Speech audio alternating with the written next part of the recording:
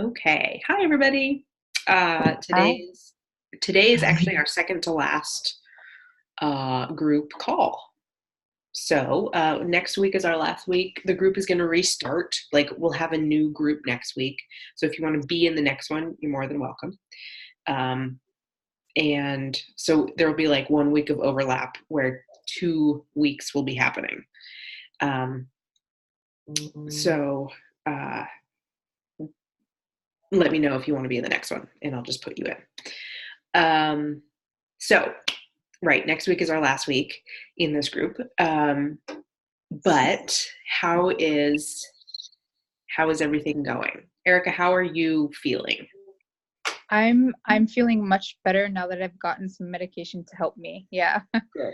Yeah. So it's still gonna be a while before I can like start eating normally again. But uh inshallah it'll be hopefully like I hope this next month at least. Good. So yeah. Yeah. But I feel much better now. So Good. yeah. Have you been able to like do you feel confident in like how the containers work? So when you Yeah. get Like to I start, you totally I get I get the containers and like I'm like I've been looking through the recipe books and stuff like that and looking at stuff and looking at what other people are cooking and stuff like that.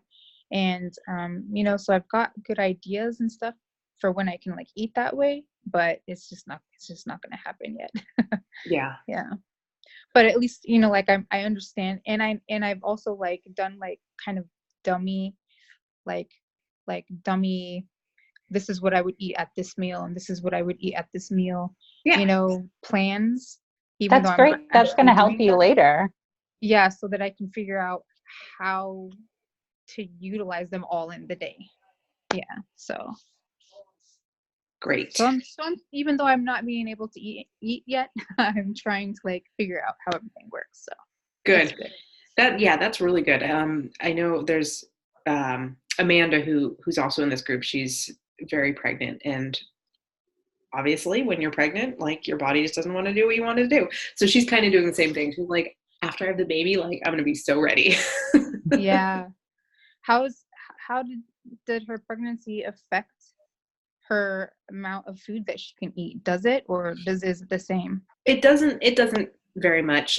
We decided just didn't even want to calculate the containers just because it's so crazy for her right now.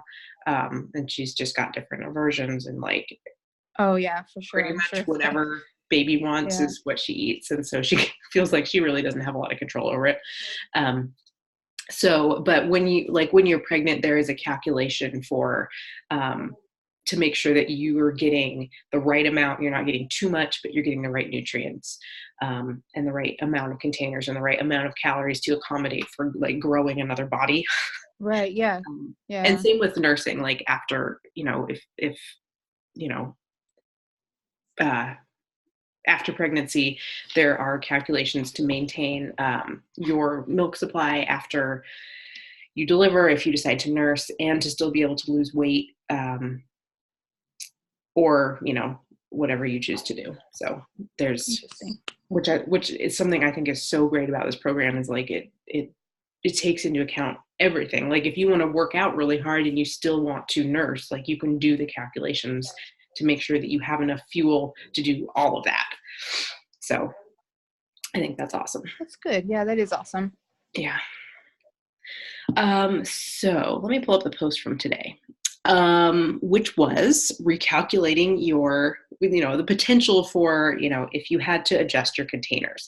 Has anybody, so Jody or Kelly, have either of you been at a point where you have had to recalculate, either because you've lost weight or because you have gained muscle or because your activity level has changed? And would you mind sharing a little bit about that? I haven't had to recalculate. I'm on plan A, so I'm already at there's nowhere to go but up. So, but my goal was to lose some weight, and I have lost 6 pounds. And I still want to lose a little bit more and obviously gain muscle. So I'm not really sure if I'm gaining muscle or not. Yeah. You might actually be at a point where you may want to recalculate. How much weight do you have left that you feel like you want to lose? Um, Anywhere from like 5 to 6 more pounds. I would recalculate because the weight loss calculation is for when you want to lose 10 or more pounds. Mm-hmm. And so when you get to that point where you're wanting to build muscle and just kind of like reconfigure your body as opposed to lose a lot of fat, you may Mm-hmm. actually be slowing down your progress if you're not fueling your body enough. So Okay. if I were you, I would look at recalculating based on maintenance right now, which I'm guessing would probably put you in B or maybe C. Mm-mm. No?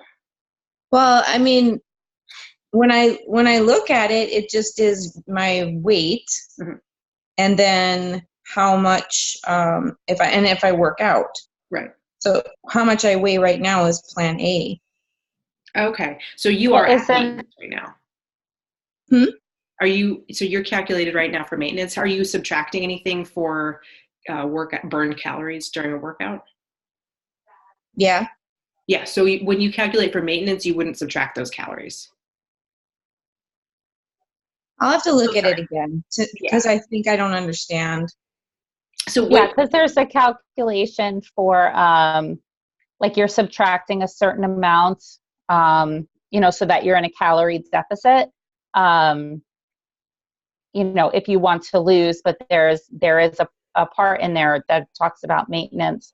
And just like Alana said, you're saying there's no place to go but up. But in particular, when we were going through, I want to say Hammer and Chisel was a program where a lot of people were kind of, they were trying to build up muscle, and it was kind of a lifting heavy program. There were people who would plateau at their, whatever bracket they were in. And then once they started eating more, the results came like flooding in.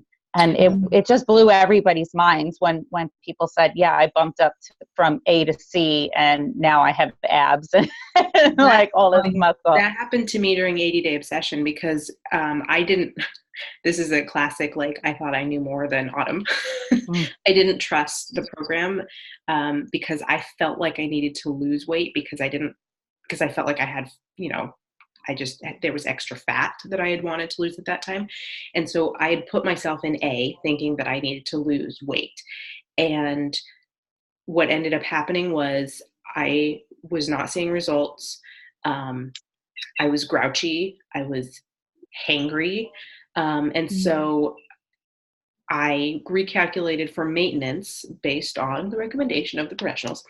And because I had less than 10 pounds I wanted to lose, but really what ended up happening was I needed to gain muscle and just convert that fat into muscle. And so when I did that, like literally, like Kelly said, within probably 2 weeks, I had a huge physical transformation.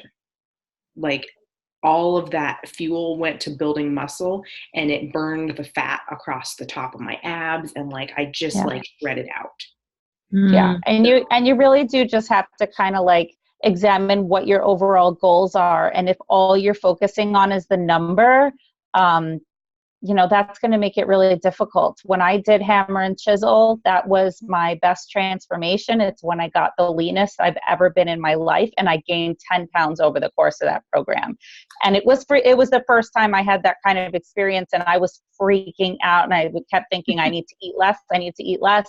But everyone was encouraging me to trust the process. And again, the scale went up, but I was strong. I was lean. And the before and after fat. Yeah. I mean, it did make a big difference. So definitely look back into those calculations and see if there's something to tweak.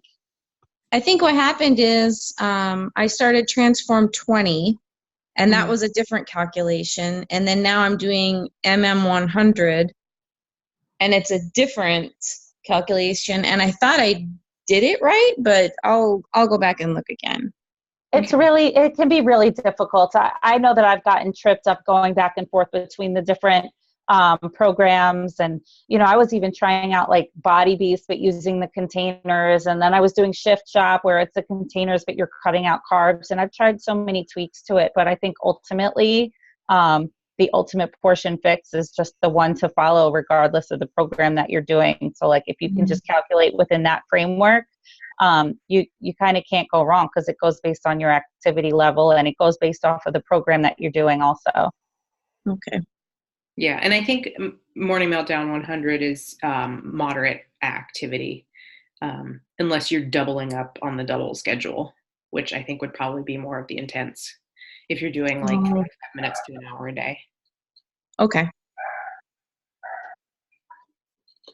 But yeah, so when I was drafting this post for tonight, I've gone through over the last couple months, like I've been trying to find a new rhythm, to kind of like one that makes me get enough sleep, because that's a chronic habit of mine is I don't sleep enough. For a long time, I was getting up really early and I would end up staying up really late and I just wasn't getting enough sleep. And it was like over time, it just wears down on your body. And so after like 2 years of doing that, I just kind of crashed. And so I took like a really significant break from fitness maybe 2 months ago. And I just kind of like allowed myself to do nutrition only. And when I did that, I knew that I wasn't going to be burning the calories. And so I recalculated my nutrition based on that. And I guess what I'm trying to say is like through the course of your fitness journey, you're going to have shifts and changes. You're going to, maybe you'll have an injury and you can't work out like you could for, a couple of weeks, or maybe, maybe you're going to want to get in like really great shape for an event. And so you're going to like bump up your fitness and you have to recalculate. There's going to be times when you're going to have to recalculate in addition to maybe you hit a weight loss goal and you need to recalculate there. Or a good thing to do also is just to kind of look like every 30 days or so, just kind of like hop on the scale, reassess your goals, think about, do you really need to lose more weight or do you need to build muscle and, create a different, structure of your body tissues, basically. So there's a couple of different reasons why you'd want to recalculate. And since we're kind of coming to the end, if you've been using containers since the beginning of the program, you're kind of at that like 30 to 37 day mark, basically, where you are at a point where you could recalculate. So I wanted to make sure that everybody understood like all the reasons why, how to do it correctly, what are the reasons for doing it, and just make sure that you're keeping your goals in mind, as well as thinking about it holistically and not like really obsessing about the scale number, because I struggle with that a lot. Kelly, I know you and I have talked about this a lot. We're both kind of chronic like scale obsessors. That's bad. Yeah, it is bad. Which, it doesn't need to be. And like, to be honest, I feel like I'm in recovery. Like I haven't really stepped on the scale in like 3 weeks, then I'm totally fine with it. But it's because I've learned my body, and because I know when my pants are feeling a little bit tight, I need to like rein it in. And I know when, I'm feeling really good, like I'm on the right track. So, yeah, I mean, it's all a learning process where we all, the most important thing is to learn your own body and to learn your own and kind of what makes you tick, what makes you feel good, what weight, like what weight range you're comfortable in, and then as your body starts to change, like I know this happened for me when I did 80-day obsession, because I built a ton of muscle. I lost like, I want to say like 8 or 10 inches total, and I gained 7 pounds. So like basically I just like reconfigured everything, but my clothes fit differently, and that was really weird. Oh yeah. Like my legs got bulkier, but they weren't fat. Like they were cut, but they were just like dense and bigger. And that'll happen, and you just have to kind of like feel it out and feel what feels good to you, as well as, monitoring things and making sure that your nutrition stays in line with your goals, if that makes sense. Mm-hmm. Yeah, it does. Questions about anything? What's everybody been enjoying, eating, recipes? Sorry, Erica. It's okay. It's okay. It's like I'm over here eating. Share them. Maybe I can use them later. I made a couple of recipes the last 2 days. One was the Mediterranean salad, and I think that's out of the Ultimate Portion Fix book. That's so good. Yeah. And then today I made the taco salad out of the MM100 book. I need to crack open that book. It's sitting on the desk. The Morning Meltdown 100 recipe book. I looked through it when I first got it. I was like, oh, it looks amazing. And then I forgot about everything. I have to look at that too, because I think there's a bunch of vegetarian options in there that I want to check out. I'm so bad when it comes to cooking. I really do what's easy, and I'll eat the same thing every day of my life. So I could go like a whole year and not cook anything. I know. My husband, what did he do? Oh, I don't know why this was so foreign and hard to like get it together, but like we grilled chicken and like grilled zucchini last weekend, and I'm like, this is amazing, as opposed to like just like putting the same things in the containers in the fridge. I used a crock pot for the first time in my whole life, but I used it for food that I don't eat. So. But you know what? It was really funny. We had a barbecue for my boys' birthdays, and my brother-in-law said, oh, I got to pick up, these pork skewers. Do you want me to bring some for the barbecue? I was like, yeah, sure. It's like a 10-pound cube, like more skewers than like you could wrap your head around. And when he came, they were still too frozen to even grill. So I was like, what are we going to do with this? So we were like, let's just throw it in the crock pot, see what happens. My husband said it was great. So perfect.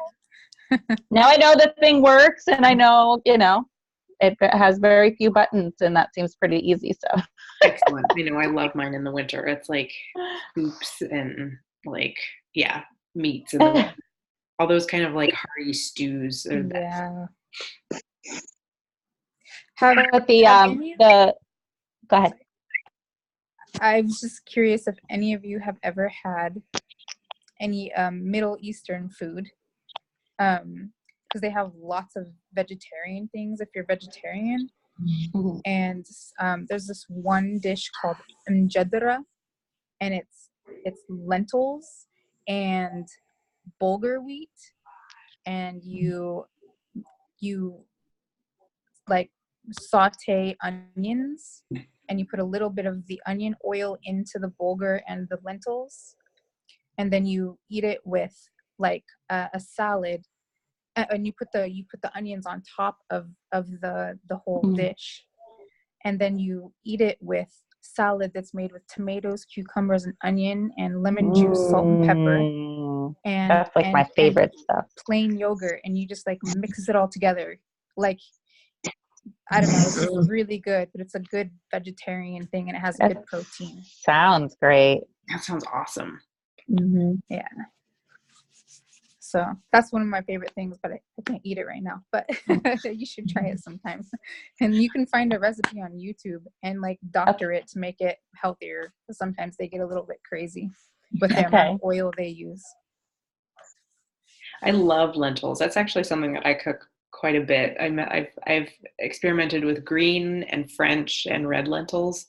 I think I like the red lentils the best. They cook really quick, and they have like, I don't know, they just have a heartier. Yeah, they have I cook them a little bit dry, and I kind of use them like, I don't know, like the consistency of oatmeal. But I like those a lot. I put them all over my vegetables. What is everybody's favorite vegetable this week? I got to try to eat some zucchini this week, and it went over well. So that was my vegetable this week. Yay! I'm slowly trying to get to try some vegetables just to get fiber back into my diet. But I just have to test it out and see how it goes each week. So I was excited to eat something green. Good. I had zucchini this week too, and I'm like, man, I need to eat more because it was amazing. I just like, we just grilled it, and it like had grill marks on it, and it was like just perfectly cooked. Yeah. I just want all the acorn squash in the land. I love me some acorn squash. That's good too. Love it. Little sea salt, little cinnamon. I roast it and then I just put a little sea salt and cinnamon on it. It's like dessert. It's amazing. I do that with my sweet potatoes too. Sea salt and cinnamon. Yep, that's what I do with sweet potatoes and peanut butter because teaspoons. Because peanut butter. I am obsessed. I found a peanut butter online that's flavored like espresso and it has no sugar in it and it's amazing. And it got to my house today and it like, they didn't package it well. So it was like leaking all over the inside of the box. But one of the jars was totally fine and they're going to send me a whole new shipment. So extra peanut butter. This is what he Are does. you friends again? He brings me stickers when he's supposed to be asleep. Oh. Oh, kid. I love that kid. Anyway, yes, that's so, yeah. Sorry, my child, like my brain tonight, like mush.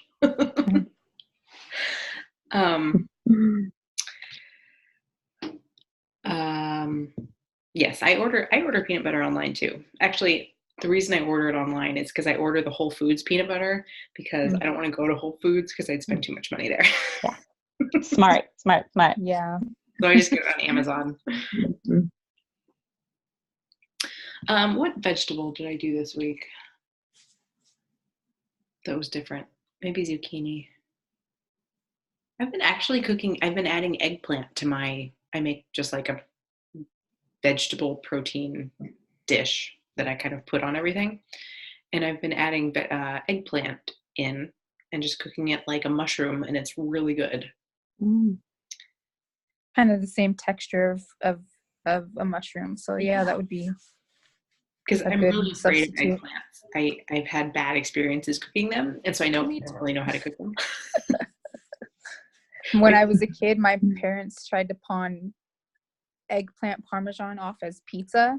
And so for like probably until I was like in my 30s, I was like, I'm never eating eggplant. That's so gross. 'Cause it was just the wrong texture concept for your brain, as a kid, and you just like go off of it. Yeah. But now I like eggplant again. That's funny. The only time that I've cooked it really well was like this super complicated, like crazy recipe where you had to like salt it and like press it and brown it in the oven and all this stuff. And I'm just like, that's too much work. It came out great, but it was like way too much work. Yeah, that sounds like it. Yeah, it was too complicated. Let's see, what else did I want to talk about tonight?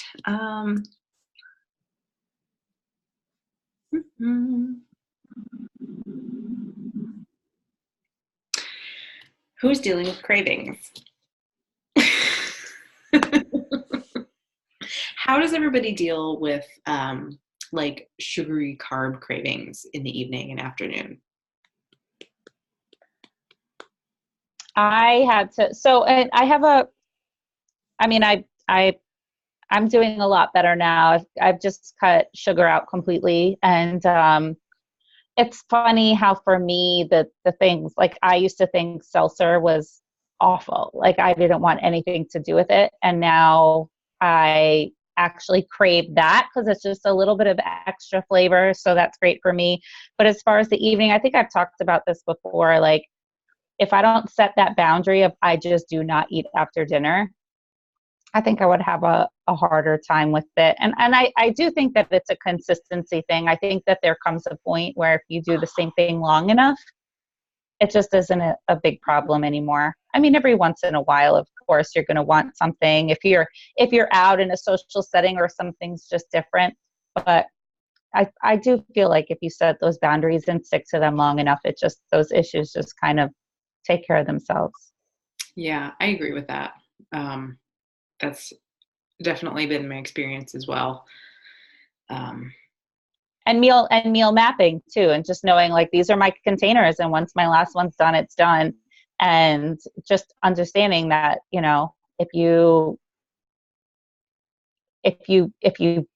decide to add on extra containers at the end of the day, you're cutting into your progress, and you'll know exactly where those issues are coming from if you're not seeing the progress that you want to see. Right, especially if they're like the yellows and the fats and the blues and the cheese and the wines. Yeah. You could maybe get away with like a green, but maybe not all those others. Yeah. Right, exactly. Yeah. And I don't know how much experience anybody has with 2B mindset. I might have talked about this too, but she just explains that carbs are really for fueling your body for your day. And towards the end of the day, you're getting ready for bed. You don't need that fuel. So, she encourages you to have all of your carbs before like late afternoon. So that's something I've kind of adopted too. So now I don't even like look for carbs, even for dinner. I've kind of gotten used to just protein in the salad. And, so I think it's just understanding the reasoning behind why you're eating what you're eating and the purpose it's serving. And Autumn talks about that too. Trying to limit carbs in the evening, especially for weight loss goals. Just because they just so easily get converted if your body doesn't burn that off before you go to sleep. You just end up like with carbs flooding your system as you're sleeping, and that's more easily converted back to fat. So I know she does recommend that as well. And I've done that as well. I eat all of my carbs basically before lunch. So I've got 3 carb containers. I do the time nutrition around my workout in the morning. So I eat a carb before my workout, a carb after my workout. And then I eat my third like big meal is kind of like late morning. And usually I'll have my carbs with that. And then the rest of the day is like my Shakeology and like vegetables and my protein. And I'll have a fruit usually around dinner time, just for something sweet. But what is your dinner time pairing, like container pairing typically, Alana? I actually do a vegetable and a teaspoon and a fruit and an orange. And so what that ends up being is I'll either do so for my orange container, I'll either do shredded coconut on my fruit, or I'll do pumpkin seeds on my vegetables. And then I do usually coconut oil and balsamic vinegar on my vegetables. And usually I do warm vegetables. I haven't been into salads much lately, but I'll have warm roasted vegetables with coconut oil and coconut oil, vinegar, some like spices maybe or herbs, and pumpkin seeds. And then I'll do fruit. I've been loving berries and balsamic vinegar lately. Really? Have you ever had that? Yeah, it's good. It's a good combination. It's amazing. I read about it a couple weeks ago and I was like, what? But apparently it makes your berries taste phenomenal. It's like this extra layer of just like, I don't know. Let's try that. Totally. It's so good. Like, especially strawberries and balsamic. It's like so good, but I just like put it over everything because I mix up my berries and fruits, and I'll usually do a combination of like cherries, and my raspberry bushes are like going bonkers right now. So I get like 3 cups of raspberries a day. Oh, that's nice. What does balsamic vinegar count as? It's free. It is? Yeah, because it's vinegar. Yeah, that's good. Yep. So it's like seasoning. Yeah. So like lemon and lime juices are free. Spices, herbs are free. Vinegars are free. Black coffee's free. What am I missing? Tea's free. Yeah, tea. As long as it's not flavored or seasoned, right, yeah. like milk and sugar.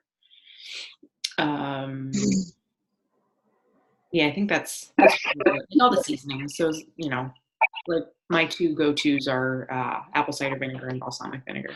Mm, I love vinegar. Me too. Yeah, yeah, salt and I, pepper. Be I careful have with a salt though. question. Like you can do either sea salt or Himalayan salt, but table salt is like try and kind of stay away from that. When I was watching the videos, because I've watched them over a few times, I was watching the one where Autumn kind of like demonstrated like how she does meals for a day, and she was using those like black containers that are like have little cubby holes for each thing. But I would notice like she keeps saying that she's like allergic to eggs, but like everything she made had like a massive amount of eggs in it. I was just curious how many other people, how many like how many eggs other people eat, you know, because I was like, wow, that's because she like would have like she had 2 boiled eggs, and then in the same day she used egg whites, but had like I think it's like 6 or something that you can have, and I was just like, that's so much egg. Yeah, I thought that was funny too. And I know that she some of those like one of the videos from the meal prep is actually from like the old Fix8 show. Uh, Um and so that's like it's reused from like 2000, I don't know, when did that even come out? 8, 10, 12? It's pretty old. okay. Um Yeah. and so that's like that was reused. But I think, you know, I think she does it just because like people, you know, people eat eggs. Like I eat 2 eggs a day. That's like one of my main proteins. Me too. That's reasonable, but I Yeah. was just like, wow, she ate 2 eggs and Yeah. then like 6 egg whites, you know. I was Yeah. just like, whoa. Yeah. And I know a lot of people are concerned about egg yolks just because of the cholesterol content. If that's a concern of yours. And so egg whites are kind of like, they're just like purely pure protein, like Protein. no fat, nothing like that. And so you can have more volume of egg white because it doesn't have as much fat or as, you know, as much, basically the fat is the issue with a lot of people in the cholesterol. So that's why there's the difference between 2 eggs versus 8 egg whites. Right. Okay. But I mean, and I've heard her say this, and I agree with this as well. Is like unless you have some reason why you shouldn't eat egg yolks, I would eat the whole egg just because I Yeah, mean it it's does better have for you. way more nutrients in the Yeah. yolk. It's got like choline, which you don't typically get a lot of in your diet, unless I don't know. Like there's some foods that have it, but like eggs are one of the best sources of it. Um, and just to eat the whole, it's kind of like it goes back to like you want to eat the whole fruit, you want to eat the skin, and you want to eat, you know you don't want to just like juice it because you lose some of like the fiber. Same thing with eggs, is like you lose some of the nutrients when you don't eat the egg yolks. Because right now for me, like eggs is like I have to eat eggs every day because it's one of the few things that I can eat. But I only eat 2 a day because I think more than that is too much. But yeah, so that just like I was just like, wow, that's so much. Eggs. Yeah. Well, we have a couple minutes. Any last anything before we wrap up for the night? Erica, do you want me to add you into the next group? Yeah, I hopefully I won't miss like I did 2 already. I was like last week I was just like, oh my gosh, it's 8:30 right now. I'm an hour late. Great. Well, I'll get you into the next group. And ladies, both of you as well. Okay. Yeah. Good. And then we'll just start over. So Erica, you're welcome to we'll have like a joint. Next week's call will be all the people from both groups. Okay. So it won't really be anything different for the call. Okay. But it'll just transition. So Same time? yes, same time, same link, even if you want to save the link. That's what I do, so I don't have to go into the app every time. So anyway, well, thank you. Low picture. Stand by. Ta-da. see. My little, I had one of those, I don't know what you call them, the little pop socket things on the back of my phone. And it doesn't stick to the stupid cover. I have super glued it on twice and it keeps falling off. And so I'm just like, oh. But anyway, my phone is like way too big to hold. Okay, everybody wave.